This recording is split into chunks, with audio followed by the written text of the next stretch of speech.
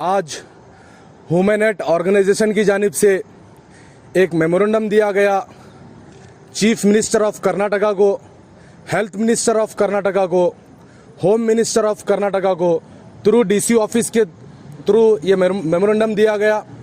इसमें हमने डिमांड की कि कल जो जिम्स हॉस्पिटल है गवर्नमेंट हॉस्पिटल, वहाँ पर एक बच्ची का रेप करने की कोशिश की जाती है, उसके खिलाफ ये मेमोरेंडम दिया गया है। इसमें हमने डिमांड की है कि उस जो बच्ची को जो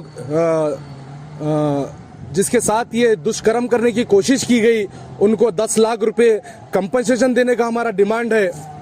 और ये इतने बुरे हालात हैं जिम्स हॉस्पिटल के, अगर मैं पूरे उनके हालात आज सुनाने में बैठ जाऊं तो मैं समझता हूं 3-4 घंटे लगेंगे।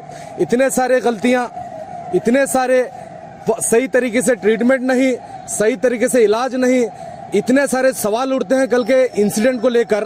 क्योंकि जो आरोपी है वो एक प्राइवेट एम्बुलेंस का ड्राइवर बताया जा रहा है, जबकि ये ऐसे केसेस हमें बहुत दिन से सुनने में आ रहे थे कि डेड बॉडी के साथ ऐसा दुष्कर्म किया जा रहा है, ऐसा लेडीज को छेड़ा जा रहा है। इस पे हमने सवाल करने पे सब चुप बैठे थे।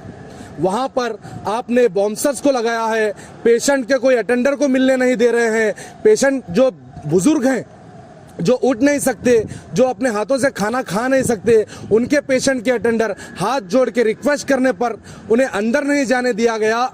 तो ये रेपिस्ट इतनी रात को, कल इतनी रात को जिम्स हॉस्पिटल के अंदर कैसे चला जाता है? इसके जिम्मेदार कौन है? और ये जब ऐसे हरकतें वहां पर होती हैं तो उस टाइम पे ड्यूटी डॉक्टर क्या कर रहा था? उस टाइम पे स्टाफ ड्यूटी नर्स क्या कर रहे थे? वो लोग वहां पे मौजूद नहीं थे।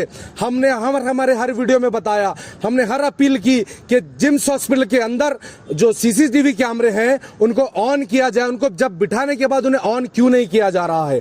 जब एक छोटा सा बिजनेस शुरू करते हैं तो वहां पे फोकस डालकर ये बात कही जाती है कि आप सीसीटीवी कैमरे बिठाएं। जब जिम्स हॉस्पिटल के अंदर कैमरे मौजूद हैं तो उन्हें क्यों ऑन नहीं किया जा रहा, उन्हें क्यों नहीं चालू किया जा रहा?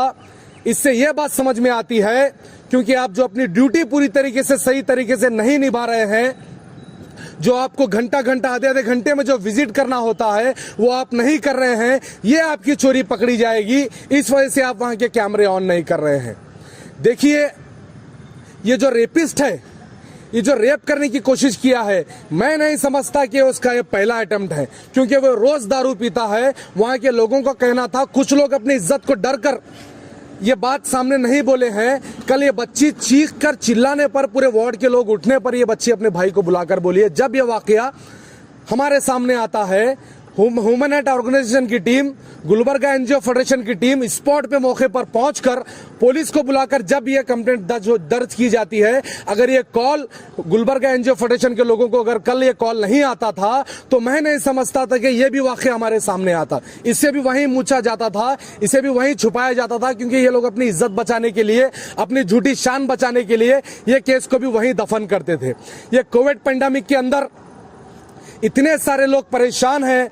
मैं कहता हूं ये वार है, सीधे वार है। अगर एक बम ब्लास्ट भी होता है, एक आतंकवादी अगर ब्लास्ट करता है तो उसमें सिर्फ जान जाती है। इस कोविड-19 के अंदर लोग तो मर रहे हैं, बेहिसाब लोग मर रहे हैं। साथ ही साथ कोई अपनी प्रॉपर्टी बेच रहा है, कोई अपनी गाड़ी बेच रहा है, कोई अपने खेत बेच रहा है, सब अपने कारोबार बेचने पे लगे हैं। जान भी जा रही है, पैसा भी जा रहा है, और साथ ही साथ नौबत तो ये आई है कि आज इज्जत भी चली जा रही है। तो इसके जिम्मेदार कौन है? प्रशासन जागिए, एमपी साहब जागिए, एमएलए मैडम साहब जागिए, वरना थू है आप लोगों की क़ियादत पर, थू है आप लोगों की लीडरशिप पर। कल का जो वाक़या, कल रात में हमें 12:30-1 बजे कॉल आया कि यहाँ पर रेप करने की कोशिश की गई। जैसा ही हमारी इन्फॉर्मेशन मिली, हम कंसल्ट अथॉरिटी को फ़ोन करते हुए ऑन दी वे थे, हॉस्पिटल की तरफ आ रहे थे।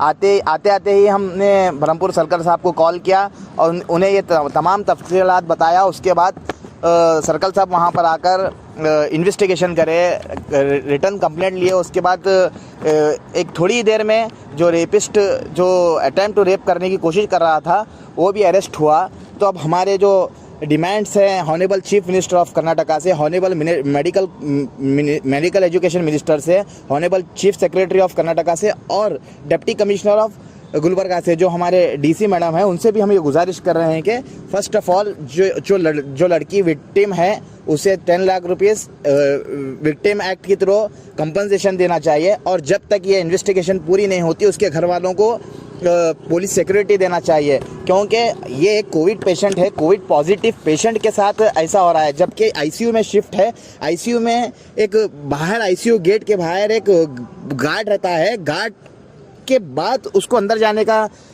जब परमिशन मिलती है तो वहाँ पर गार्ड क्या कर रहा था, रात में सिक्योरिटी स्टाफ क्या कर रहे थे, इतने सवाल इतने क्वेश्चन रेज होते हैं ये मामले के ऊपर। ये कोई मामले एक छोटा वाकया नहीं है। यहाँ पर हमने डीसी मैडम को ये कहना चाह रहे हैं कि और चीफ मिनिस्टर ऑफ कर्नाटका से ये डिमांड्स की है कि विक्टिम को 10 लाख रुपए दिया जाए, उसके घर वालों को पुलिस सिक्योरिटी दी जाए, और रेस्पॉन्सिबिलिटी जो वहाँ पर थे रात में जिसकी ड्यूटी थी उनके ऊपर क्या एक्शन हुआ है, अगर एक्शन नहीं हुआ तो अभी उनके ऊपर एक्शन होना चाहिए। और तमाम जो यहाँ पर जो मामले कई दिन से चल रहे थे, क्योंकि ये सीसीटीवी कैमरा, आप सीसीटीवी कैमरा निकाले, सीसीटीवी कैमरे में ये आना चाहिए कि वहाँ पर उन कितने दिन से आ रहा था और कितने बार ऐसा किया गया। कल हमें मालूम हुआ, इससे पहले ना जाने कितने बार ऐसा हुआ है। तो ये तमाम चीज़ पे इन्वेस्टिगेशन होकर 30 डेज में चार्जशीट आना चाहिए, और फास्ट ट्रैक कोर्ट में ये मामला जल्द से जल्द रेपिस्ट को फांसी की सज़ा हो और घर वालों के इंसाफ मिले। अस्सलाम वालेकुम। जैसे कि इससे पहले जो चिंचोली का हाल ही में जो केस हुआ था, इंसिडेंट हुआ था पिछली बार, वो केस को ह्यूमन राइट ऑर्गेनाइजेशन और सैयद मजहर हुसैन एडवोकेट साहब ने उस केस को फॉलो अप करके वो चिंचोली के जो विक्टिम है उसको फांसी दिलाए थे। उसी तरह मैं सैयद मजहर हुसैन एडवोकेट से गुजारिश करता हूँ कि वो इस केस को भी फॉलो अप करके सेम उसी तरह उनको इंसाफ दिलाइए, उनके घर वालों को दिलाइए, और जो कंपनसेशन जो मांग की है उसको पूरा करिए। और बाउंसर्स वगैरह जो भी एडमिनिस्ट्रेशन है वहाँ के जो इंचार्ज हैं वो सीरियस लेके ड्यूटी करें, क्योंकि ये इंसिडेंट पहली बार नहीं हो रहा, इससे पहले बहुत इंसिडेंट हुए।